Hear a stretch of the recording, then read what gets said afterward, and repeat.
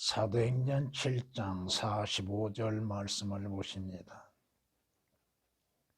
우리 조상이 또한 그것을 물려받아 하나님께서 우리 조상의 면전에서 쫓아내신 이방인들의 땅으로 예수와 함께 가지고 와서 다윗 때까지 이르느니라. 아멘.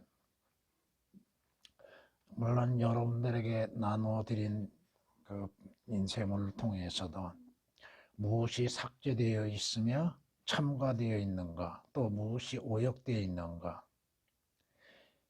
자주 말씀드리지만 성경에 기록된 말씀 단 하나라 할지라도, 한 글자라 할지라도 그 글자 하나에도 권위가 있고 하나님의 영감으로 기록되어 있으며 분명히 나누어졌다고 하는 것입니다. 단수 복수 차이가 뿐 아니라 그 단수 복수를 통하여서 누구를 말씀하시는 것인지를 우리는 분명히 깨달아야 한다 이겁니다.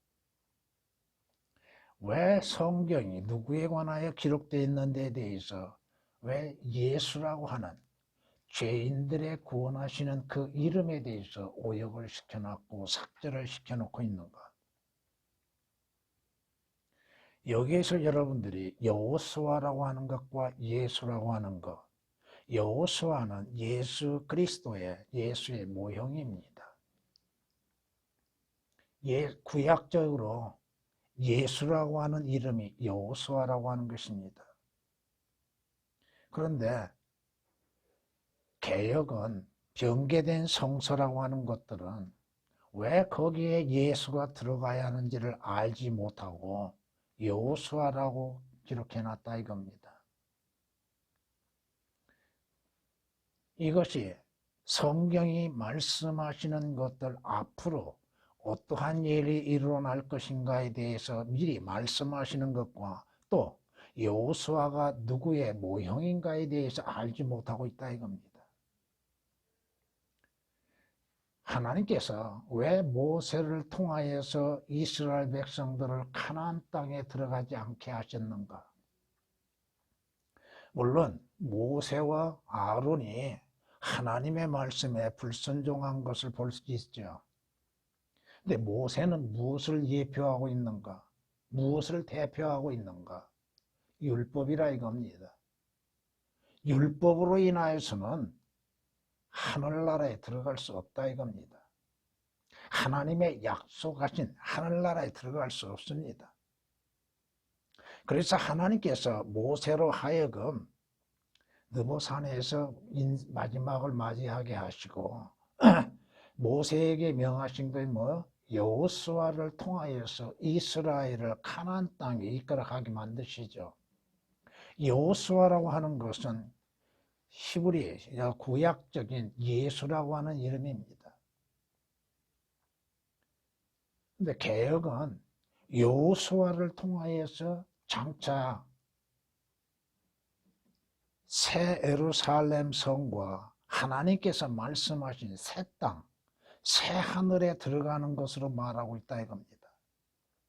새 땅과 새 하늘과 하늘나라에 들어가는 길은 주 예수 그리스도를 통하여서 들어가는 겁니다. 단어 하나, 인칭 대명사 예수라고 하는 이름, 그 이름 하나를 오역시켜 놓음으로 인해서 성경이 교리적으로 어떻게 다른가, 영적으로 어떻게 다른 것인가를 깨닫지를 못하고 있다 이겁니다. 여기에서 여러분들이 이방인들의 땅이라고 하는 말씀은 과거에 여호수아 시절에 가나안 땅에 7족속들, 6족속들이 살았던 것들을 생각하는데 거기에서 조금 더 나가라 이겁니다. 하나님께서 누구에게 새 하늘을 약속하셨습니까? 누구에게 새 땅을 약속하셨습니까? 누구에게 새 예루살렘 성을 약속하셨습니까? 이걸 구분하지 못한다 이겁니다. 이방인들은 누군가? 과거의 7족속들을 말하고 있는가? 가나안 땅에 거하였던 그 족속들을 말하고 있는가? 아니다 이겁니다. 이건 장차 이방인들이 들어가는 땅, 이방인들이 들어가는 장소들에 대해서 분명히 예언적으로 말씀하고 있다 이겁니다. 성경은 분명히 유대인 또 그리스도인들 또 이방인들에 대해서 올바르게 나누어서 말씀하고 있잖아요. 여러분이 먼저 말씀을 통해서 보면 히브리서 4장을 가서 보면은 거기에서도 예수라고 하는 단어가 오역이 되어 있습니다. 히브리서 4장 8절 9절 말씀 보면 만일 거기에도 개역은 여호수아라고 나왔습니다. 예수가 그들에게 안식을 주었더라면 하나님께서 그 후에 다른 날을 말씀하지 아니하셨으리라. 그러므로 하나님의 백성에게 한 안식이 남아 있도다고 말씀하십니다.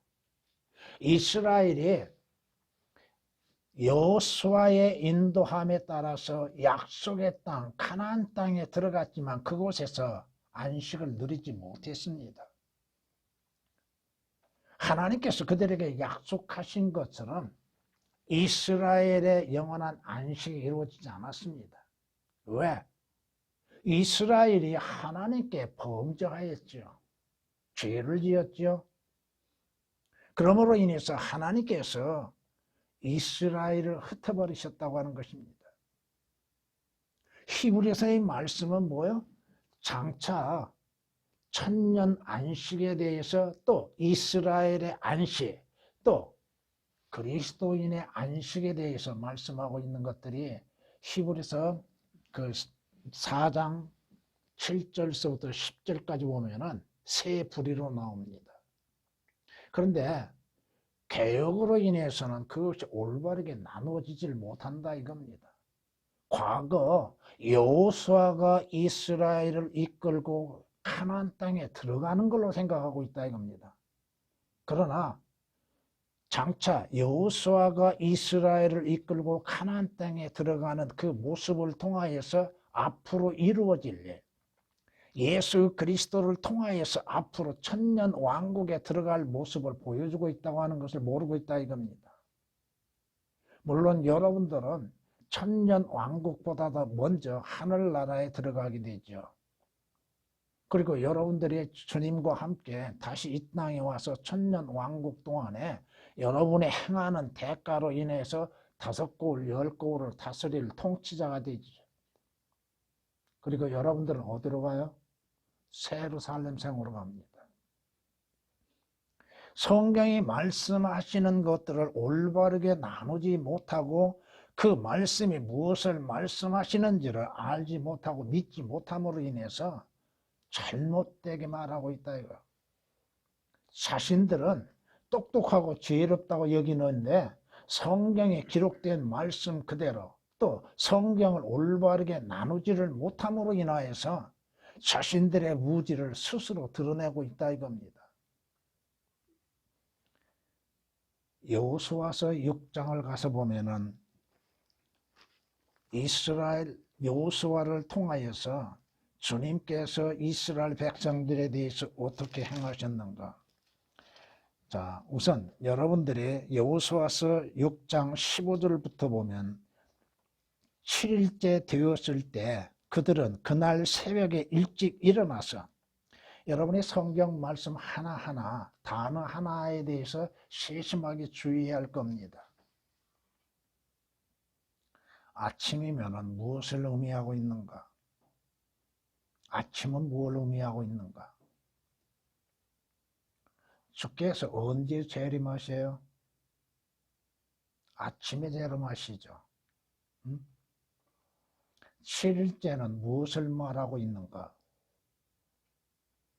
여러분이 하나님께서 이스라엘로 하여금 왜 고통을 당하게 하시고 계시는가? 이 7일째라고 하는 것은 7년 대환란을 말하고 있습니다. 7년 대환란 아침에 누군가가 어떠한 분이 재림하시는 걸 볼 수 있습니다. 누가 재림하세요? 예수 그리스도가 재림하시죠. 지금 여리고 성은 어디를 의미하고 있어요? 구약적인 여리고 성은 분명히 이방 민족들이 살았던 곳이죠. 그런데 영적으로 여리고 성을 뭐라고 말하고 있어요? 바로 이 세상을 말하고 있잖아요. 새벽에 일찍 일어나서 그 성읍을 같은 방법으로 7번 돌았으니 그들은 그날에만 성읍을 7번 돌았더라. 계속 7이라는 단어가 나옵니다. 7번째 돌 때 제사장들이 나팔을 부니 주님 재림하실 때 뭐가 들려요? 무슨 소리가 들려요? 여호수아가 백성들에게 말하기를 소리를 지르라. 주께서 너희에게 이 성읍을 주셨느니라. 지금 여호수아 시대에 주님께서 여리고성 또한 하나님의 약속하신 땅에 들어가는 과정 속에서 어떠한 일들이 어떻게 이루어지는 것인가를 우리는 자세히 살펴봄으로 인해서 7년 대환란 7년이 지난 후에 예수 그리스도의 재림이 어떻게 이루어지는 것인가를 알 수 있다 이겁니다. 성경이 말씀하시잖아요. 예수 그리스도의 재림, 그분께서 다시 오신다고 하는 것은 성경에 기록된 말씀이요 약속입니다. 또 내가 하늘이 열린 것을 보니 흰 말이 보이더라. 그 위에 앉으신 분은 신실과 진실이라 불리며 의로 심판하고 싸우시더라. 이제 언젠가 또 한 번, 물론 여러분이 계시록 4장 1절 말씀 보면 하늘의 문이 한 번 열리는 걸 볼 수 있습니다. 그때는 누군가가 올라갑니다. 그러나 두 번째 하늘의 한 문이 열릴 때는 누군가가 내려온다 이겁니다. 누구요? 만왕의 왕이신 예수 그리스도께서 내려오신다 이겁니다. 계시록 19장 11절에 기록된 말씀이십니다.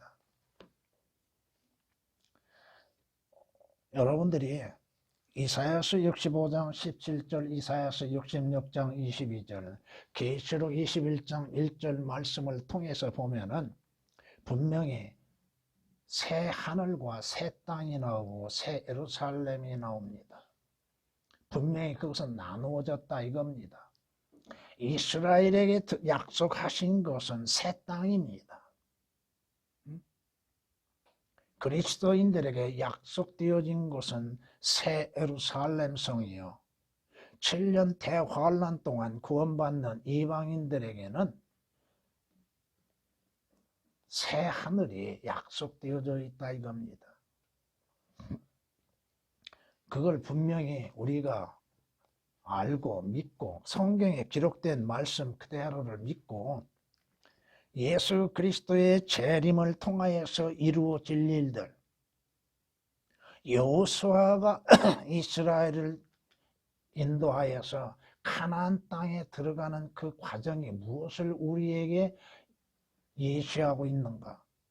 이것을 우리가 깨달아야 한다 이겁니다. 아하, 이스라엘이 하나님의 약속의 땅에 들어가는구나. 그렇게만 생각하지 말라 이거요. 조금 더 나아가라 이겁니다. 성경이 무엇을 예표하고 있는가? 성경이 누구에 대해서 예표하고 있는가? 이러한 것들을 우리는 살펴볼 수 있어야 한다 이겁니다. 주께서는 온 땅을 치리할 왕이 되시리니 그날에는 한 분 주께서 계실 것이며 그의 이름 하나만 있으리라. 예수 그리스도의 재림하시는 것은 왕국을 세우시기 위한 것이요 왕국의 왕으로서 오신다 이겁니다.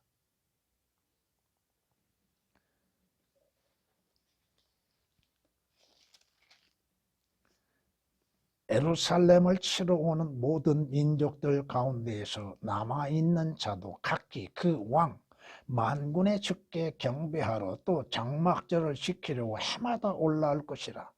땅의 모든 족속 중에서 그 왕 만군의 주를 경배하려고 예루살렘에 올라오지 아니한 자들에게는 비가 내리지 아니하리라. 만일 이집트의 족속에 올라오지 아니하면 비가 없을 것이며 재앙이 있으리니 그 재앙으로 주께서 장막절을 지키려고 올라오지 아니하는 그 이방을 치시리라. 이것이 이집트의 벌이 될 것이요 장막절을 지키려고 올라오지 아니하는 모든 민족들의 벌이 되리라.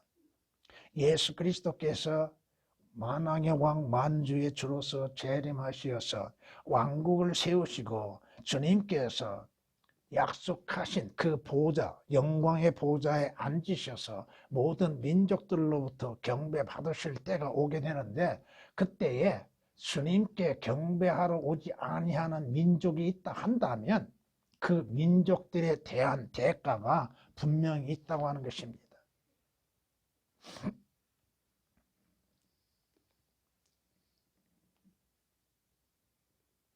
여기에서 여러분이 또 하나 주의할 것은 이스라엘에게 하나님이 주시는 7절기가 있습니다. 그 7절기 가운데에서 장막절이라고 하는 것이 있습니다. 장막절, 그 다음 나팔절이 있고 장막절이 있는데, 장막절은 무엇을 의미하고 있는가? 이스라엘이 이집트 땅에서 나와서 장막을 치는 것에 대한 예표를 보여줄 것인데, 이 장막절이 이스라엘이 처음 나왔을 때뿐 아니라 지금 스가랴서에서 말씀하시는 이 장막절은 이스라엘이 처음 나왔을 때 장막절이 아니다 이겁니다. 이것은 예수 그리스도의 재림과 함께 천년 왕국에서 세워질 장막절이라 이겁니다. 지켜져야 할 장막절들. 물론 이것을 여러분이 조금 더 생각해 보면은 장막절에 누군가가 이 땅에 오셨다고 하는 것. 누가 오셨어요? 예수 그리스도가 오셨죠. 12월 25일 크리스마스에 주님이 오신 것이 아니라 장막절에 주님이 오셨다 이겁니다. 다음 장막절에도 예수 그리스도의 영광의 재림이 있게 된다 이겁니다. 성경이 우리에게 말씀하십니다. 시편 72편을 가서 보면은 이렇게 우리에게 말씀하십니다. 그가 또한 바다의 끝에서 끝까지 다스릴 것이요 강에서부터 땅의 끝까지 다스리시리다. 광야에 거하는 자들이 그의 앞에 절하고 그의 원수들이 먼지를 핥으리라. 타시스와 섬의 왕들이 예물을 가져올 것이요 시바와 스바의 왕들이 예물을 드리리니 정녕 모든 왕들이 그의 앞에 엎드리며 모든 나라들이 그를 섬기리다. 언제? 과거에 그러한 일이 있었는가? 과거에 이방의 나라, 이방 왕들이 예수 그리스도께 경배 드리기 위해서 모였는가? 예수 그리스도께 예물을 가져오고 예수 그리스도께 경배를 드린 일이 있는가? 지금 여러분들이 바다의 끝에서 끝까지 다스릴 것이요 강에서부터 땅의 끝까지 다스리신다? 예수 그리스도께서 만왕의 왕으로 오시어서 통치하시는 그 범위, 그 영역이 어디까지인가? 여기에 대해서 말씀하고 있습니다. 모든 왕들이 예물을 가져오게 되는 것, 모든 왕들이 그의 앞이라고 말씀하고 있죠. 예수 그리스도 보좌에 앉으신 예수 그리스도 앞에 엎드리는 것이 언제 있었습니까? 없었다 이겁니다. 지금도 왕들이, 대통령들이 예수 그리스도를 왕으로서 섬깁니까? 아니다 이거야. 천년 왕국의 통치 영역과 천년 왕국에서 주님의 통치하심과 경배받으시는 모습이 시편 72장 8절에서 11절까지 잠시 말씀을 드리고 있습니다. 성경이 말씀하십니다. 주님 재림하실 때에 이 땅에서 이루어지는 대환란들, 그 대환란 동안에 이루어지는 많은 일들 가운데에서도 장려 바빌론의 멸망이 드러나게 될 겁니다. 로마 캐톨릭의 멸망이 드러난다 이겁니다. 성경이 말씀하시죠? 우리의 조상이 또한 그것을 물려받아 하나님께서 우리 조상의 면전에서 쫓아내신 이방인들의 땅으로 예수와 함께 가지고 와서 다윗 때까지 이르느니라. 예수 그리스도의 오심과 함께 7년 대환란이 끝날 무렵 주님이 오시고 또 주님이 오시어서 심판이 이루어지게 되는 것이죠. 계시록 17장 18장에 기록된 말씀처럼 장려 바빌론, 신비의 바빌론이 무너지게 될 것이고 그 심판을 받게 되고 또 7년 대환란 동안 짐승과 함께 행했던 거짓 선지자들, 적그리스도들이 그들이 심판을 받고 지옥의 불못에 던지어지는 것이 성경에서 예언되어지고 있습니다. 계시록 19장에 가서 보면 이렇게 말씀하십니다. 또 내가 보니 한 천사가 해에 서 있는데 그가 큰 음성으로 외쳐 하늘 한가운데로 날아가는 모든 새들에게 말하기를 와서 위대하신 하나님의 만찬에 다 함께 모여 왕들의 살과 이 모든 왕들 대장들 할 것 없이 다 그 당시에 그때가 되면은 주에 의하여서 멸망을 당하게 됩니다. 또한 그 짐승도 잡히고 그 짐승 앞에서 거짓 기적들을 행하였던 거짓 선지자들도 함께 잡히고 또 짐승의 표를 받는 자들도 함께 어디에 들어가요? 유황으로 불타오르는 불못에 산채로 던져지더라고 말씀하시죠. 주님 재림하심으로 인하여서 이루어지는 일들, 여기에서 주님께서 분명히 우리에게 말씀하시는 건 뭐? 예수와 함께 가지고 와서 어디로? 주님이 다시 오신다 이겁니다. 여호수아가 행했던 것처럼 예수 그리스도께서도 다시 오시어서 약속의 땅을 성취하시고 또 여호수아가 행했던 것처럼 이방 민족들의 왕들을 다 물리치고 죽이는 것처럼 예수 그리스도가 재림하실 때 모든 왕들의 다 죽음을 당하게 되고 또 적그리스도도 죽음을 당하게 되고 지옥의 형벌을 받게 된다 이겁니다. 성경이 우리에게 말씀하십니다. 주의 오른편에 계신 주께서 그의 진노의 날에 왕들을 쳐부시리라. 그가 이방 가운데에서 심판하실 것이요 시체들로 그것들을 가득 채우며 여러 나라의 머리들을 상하게 하시리라고 시편 110장 5절 6절에 말씀합니다. 진노의 날, 주께서 재림하시어서 진노하시는 그날에 모든 왕들이 심판을 받고 모든 왕들이 죽음을 당하는다 이겁니다.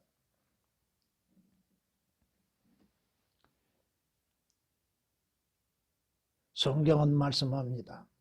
남게 될 그의 백성의 남은 자들을 위해 남은 자들이 있다고 하는 거, 여러분의 유대인들 가운데 남는 자들이 있다고 하는 거, 이것은 여러분이 로마서에서 기록된 말씀처럼 일부분이 구원을 받게 될 것인데 여러분이 계시록 7장을 보면은 누군가가 어떤 지파가 나옵니다.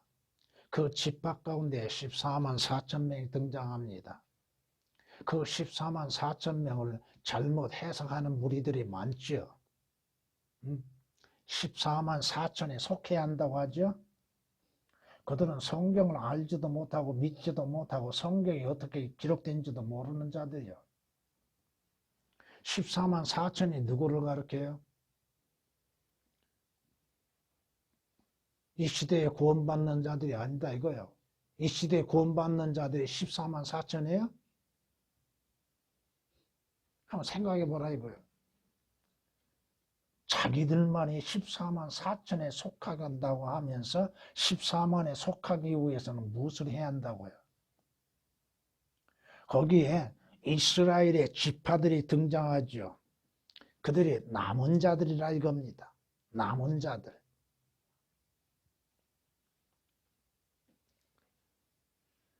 아시리아로부터 대로가 있다고 했는데 이 대로는 주님이 가시는 길입니다. 주님이 가셔야 할 그 길입니다. 이집트 땅에서 나왔던 그 가치, 그날에도 그러한 일들이 이루어진다고 성경은 분명히 말씀하고 있습니다.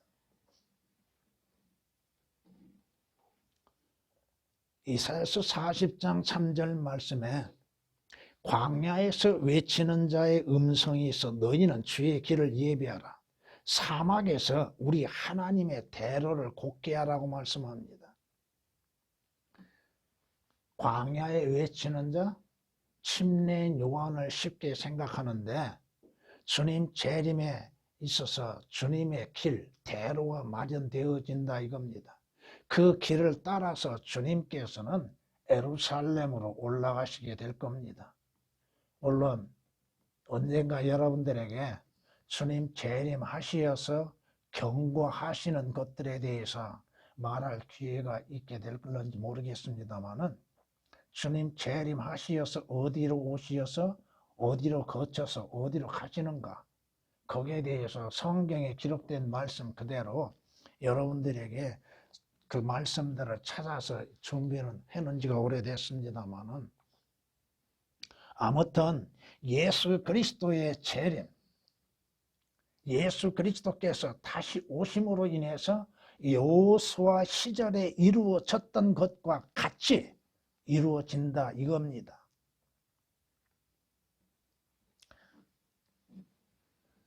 한 대로가 거기 있겠고 한 길이 있으리니 그 길은 거룩한 길이라 불리리라. 깨끗하지 못한 자는 그 길을 지나가지 못할 것이라. 주님 오시어서 가시는 그 길, 재림하시어서 예루살렘으로 올라가시는 그 과정에 있는 길들, 그 길에 참여할 수 있는 자는 누구요? 깨끗한 자들만이 참여한다고 말씀합니다. 이사야서 35장 8절에 기록된 말씀이십니다. 예수 그리스도의 재림에 대해서 성경이 얼마만큼 우리에게 많은 것들을 말씀하고 있는가. 재판관계 5장을 보면은 여러분이 재판관계 5장에서 일어난 사건들이 장차 주 예수 그리스도로 인해서 일어날 사건들인 것을 알아야 한다 이겁니다. 과거에 이스라엘에게 일어난 일들로만이 생각하지 말라 이겁니다. 주여, 주께서 세일에서 나가시고 언제 나가셨어요? 언제 주께서 세일에서 나가신 일이 있어요? 구약의 성경을 아무리 찾아봐도 예수 그리스도께서 세일에 나가신 일은 없습니다. 그럼 언젠가는 이루어진다 이거죠.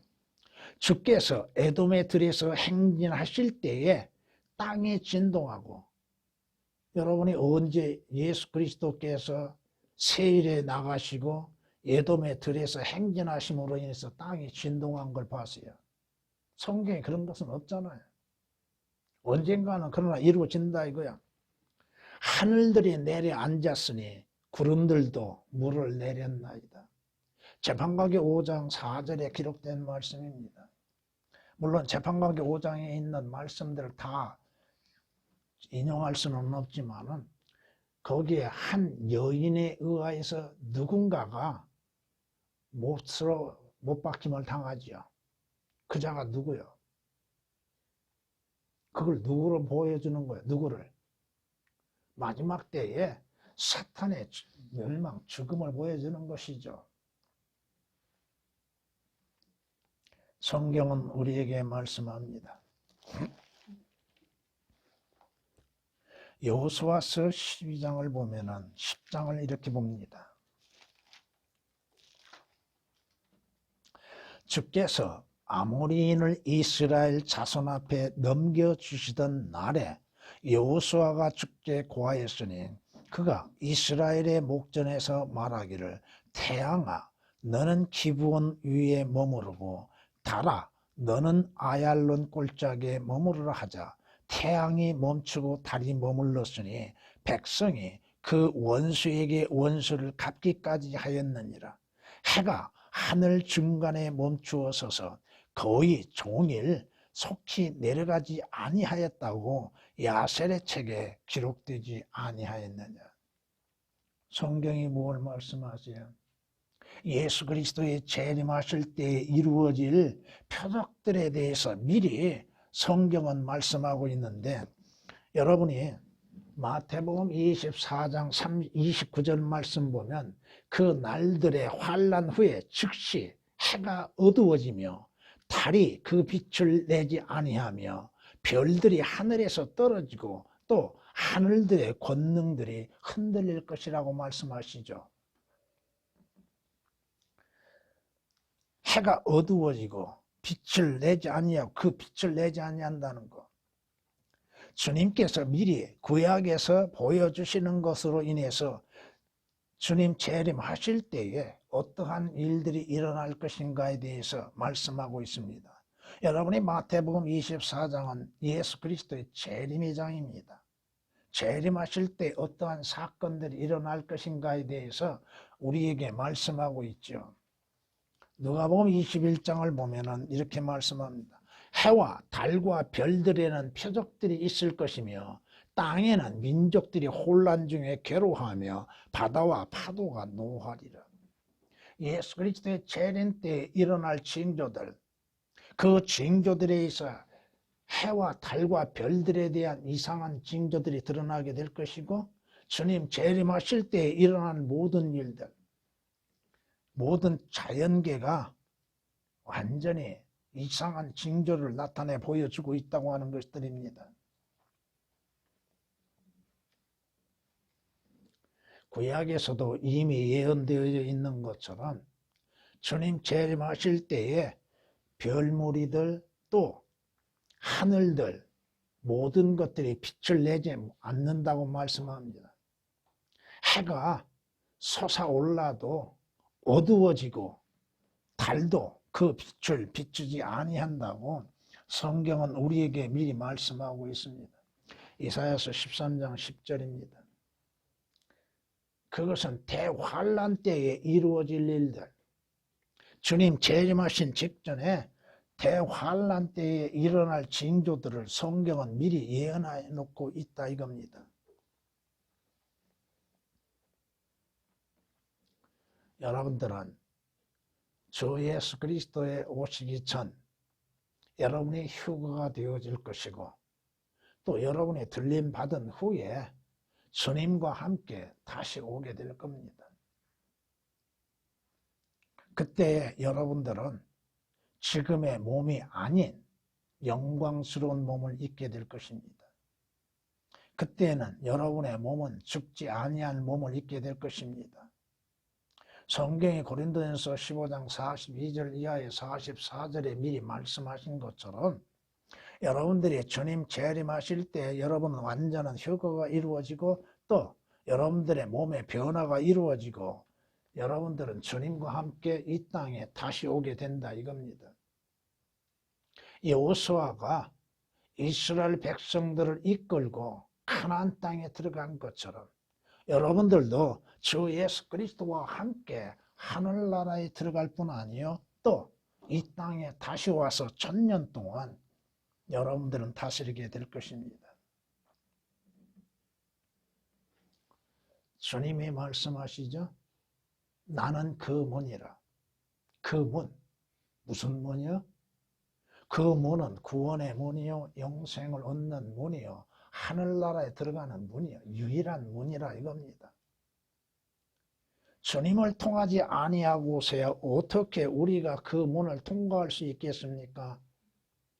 나를 통하여 들어간다고 말씀하시고 구원을 받을 것이라고 말씀하시며 들어가고 나오며 여러분이 휴거되고 다시 온다 이겁니다. 성경은 그렇게 말씀하고 있어요. 들어가며 나오며 무슨 말씀이에요? 여러분이 휴거되고 난 후에 다시 온다 이 말씀이에요. 쉽게 얘기해서. 요한복음 10장 9절에 말씀하고 있는 것들입니다. 사도 바울이 환상 가운데에서 셋째 하늘 낙원에 간 길이 있었죠.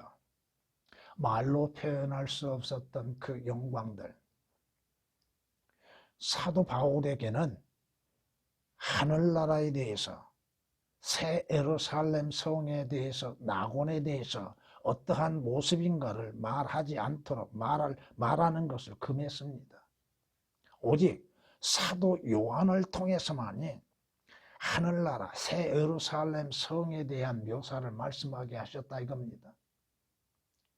여러분이 성경에서 보면은 선지자들을 통해서도 하나님께서 말하지 말라고 하시는 것들이 많습니다. 사도 바울이 모든 계시를 받았음에도 새 예루살렘 성, 낙원, 하늘나라에 대해서는 기록하지 않았죠. 자신이 다녀왔던 것들에 대해서 낙원에 다녀왔다고 그랬지 그 낙원이 어떠한 모습인지 하늘나라가 어떠한 모습으로 이루어졌는지에 대해서는 말하지 않았죠. 왜? 하나님이 허락하지 않으셨다 이거요. 사도 요한에게만이 그걸 허락하셨다 이겁니다. 장차 여러분들이 주 예수 그리스도로 인하여서 천상에 다시 말해서 하늘나라 새 예루살렘 성 낙원에 갈 때에 말로 표현할 수 없는 그 아름다움. 물론 여러분이 성경을 통하여서 하늘나라에 대해서는 아주 너무나도 적은 분량만이 말씀하고 있습니다. 우리가 천년 왕국을 보면서 하늘나라를 우리가 예표로 볼 수 있는 것이죠.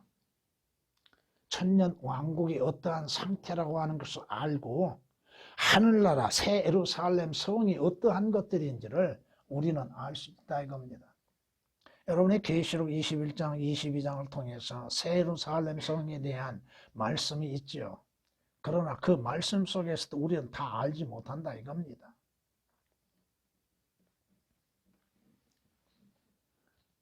언젠가는 여러분들이 주님의 약속하신 것처럼 예수 그리스도를 통하여서 하늘나라에 들어가게 될 겁니다. 성경의 디모데후서 4장 18절에 말씀하신 것처럼 하늘나라에 가는 그 길, 이 땅에서 모든 악한 일에서 여러분을 구해내시고 하늘나라 이기까지 여러분의 혼은 보호된다 이겁니다. 여러분의 역시는 잠시 고통을 받을 수밖에 없을 것이나 여러분의 구원받는 주 예수 그리스도로 인해서 구속받는 혼은 하늘나라에 가기까지 안전하게 된다 이겁니다. 하나님께서 우리에게 약속하신 장소가 어디요? 하나님의 손으로 짓지 아니하신 큰 집, 여러분의 이 땅에 있는 여러분의 장막집이 무너지게 되면은 하나님께서 손으로 짓지 아니하신 큰 집, 그 집은 어떠한 집이요? 영원한 집이라고 말씀합니다. 여러분의 육신의 그 집은 언젠가는 무너집니다. 유통기한이 있습니다. 그 기한이 차면은 물론 그 기한은 하나님께서 정하신 것이지만은 그 기한이 차면 여러분들은 주 예수 그리스도로 인하여서 하나님이 예비하신 큰 집에 들어가게 된다 이겁니다. 예수 그리스도로 말미암아서 예수 그리스도를 통하여서 여러분들이 그 큰 집에 들어가는데 그 집은 말로 표현할 수 없는 집입니다. 온갖 보석으로 꾸며진 집입니다. 그곳에는 괴로움도 고통도 슬픔도 죽음도 더 이상 존재하지 않는 곳입니다.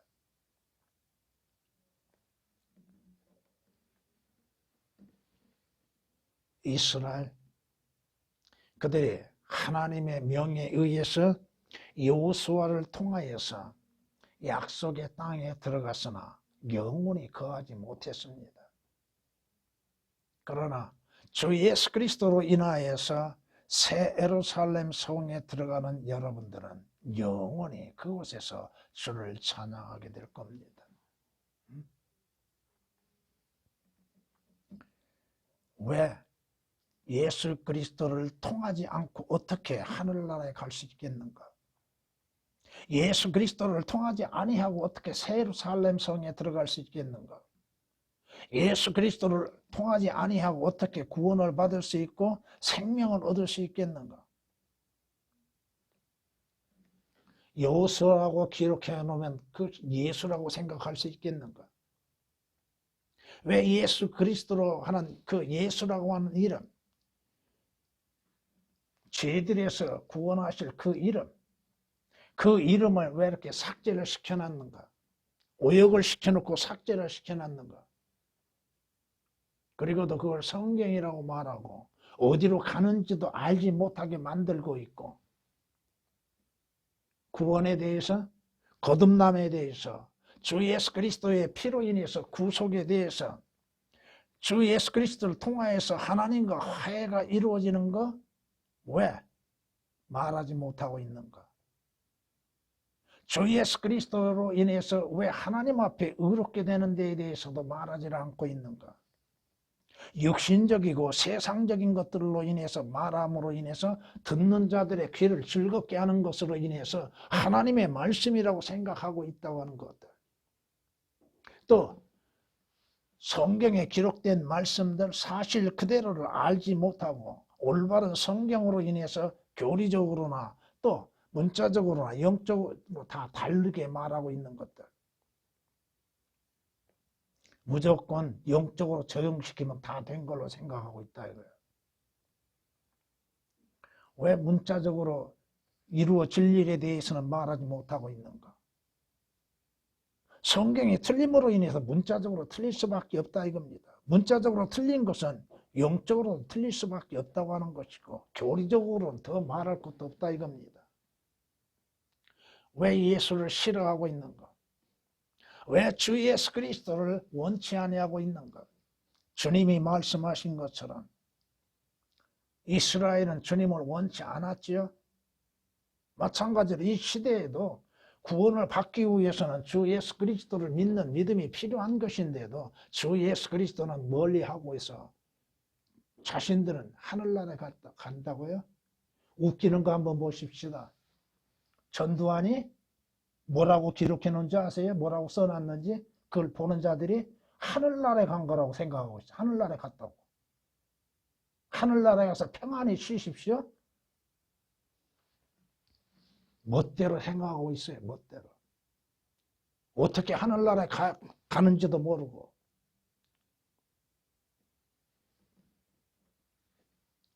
오늘 예수와 그리스도, 주 다 삭제시키고 오역시켜 놓고도 그걸 성경이라고 말하고 그것으로 인해서 가르치고 있다고 하는 것들.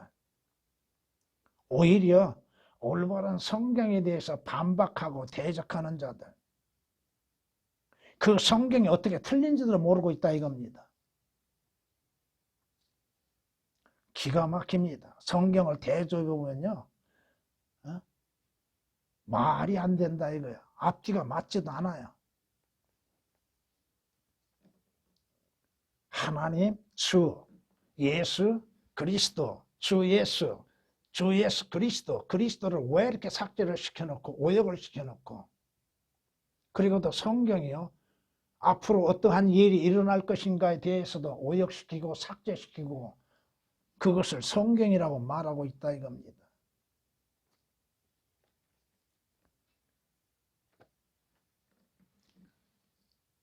주께서 은혜를 베푸시고 인도하심을 통하여서 지금 성경에 대해서 다시금 또 조사해보고 또 공부하고 있습니다. 분명히 성경은 말씀합니다. 여호수아는 예수님의 모형이라고 하는 거. 여호수아를 통하여서 장차 주 예수 그리스도로 인해서 어떠한 일이 일어날 것인가에 대해서 미리 말씀하고 계시다고 하는 거. 여러분이 자주 말씀드리지만은 구약을 읽음 속에서 그 일어나는 역사를 통하여서 장차 어떠한 일이 예수 그리스도로 인해서 이루어질 것인가를 배우라 이겁니다. 아, 과거에 그런 일이 있었어? 그걸로 끝나서는 안 된다 이거죠. 그렇다면 이스라엘에 관련되어서 기록된 그 성경이 오늘 그리스도인들에게 아무 관련이 없다고 생각하게 될 겁니다. 왜 구약의 성경이 그렇게 많은가?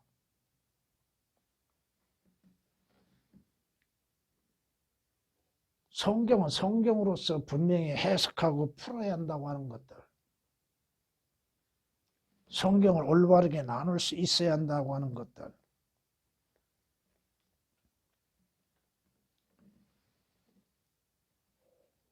대환란 때에 구원받는 것과 지금 교회 시대에 구원받는 방법이 다르다고 하는 것도 모르고 있습니다.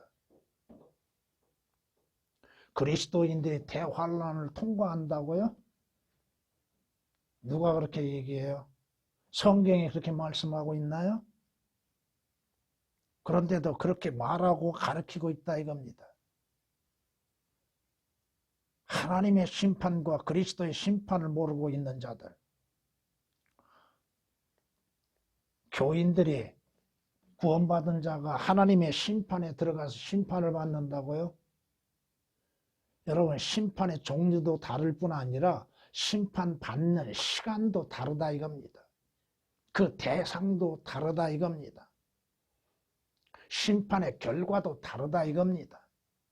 그리스도 심판석에서 지옥 가는 자가 있어요? 없어요. 그런데 하나님의 심판석에서는 모두가 다 지옥이에요. 성경을 올바르게 나누어서 공부함으로 성경에 기록된 말씀처럼 하나님 앞에 부끄럽지 않는 일꾼으로 인정을 받아야 할 것입니다. 주님,